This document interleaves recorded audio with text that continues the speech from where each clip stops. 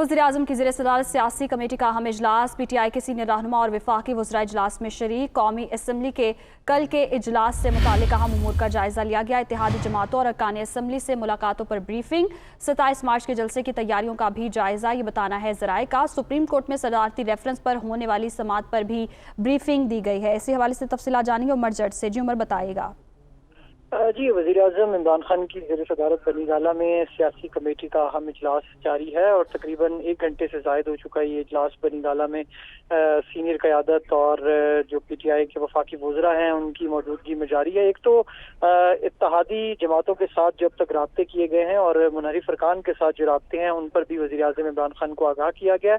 इसके अलावा 27 मार्च का जलसा है, वज़ीर-ए-आज़म की अवामी जो मुहिम है उसमें जो 27 से पहले जो अजला है उनमें एक तो टोबर टेक सिंह का तयन किया गया और साथ ही मानसेरा का। अब कल वज़ीर-ए-आज़म इमरान खान मानसेरा का दौरा करेंगे, वहां पर जलसे आम से खिताब करेंगे और 26 तारीख को टोबर टेक सिंह की तहसील कमालिया में वज़ीर-ए-आज़म इमरान खान जलसा आम से खिताब करेंगे। इसके अलावा जो अहम सियासी अमूर है, जाहिर बात है जिस तरह से सुप्रीम कोर्ट में सदारती रेफरेंस के ऊपर आज जो पेशरफ सामने आई है उस पर भी वज़ीर-ए-आज़म इमरान खान को आगाह किया गया। अटॉर्नी जनरल भी वज़ीर-ए-आज़म इमरान खान से मुलाकात करके इस सारे मामले पर तफसील देंगे। इसके अलावा जो कौमी असम्बली का कल इजलास जो बुलाया गया है उस पर क्या हिकमत अमली अपनाई जाएगी, उस पर भी PTI की जो सीनियर क़यादत है, लीडरशिप है, वो वज़ीर-ए-आज़म की ज़ेर-ए-सदारत इजलास में डिस्कस कर रही है।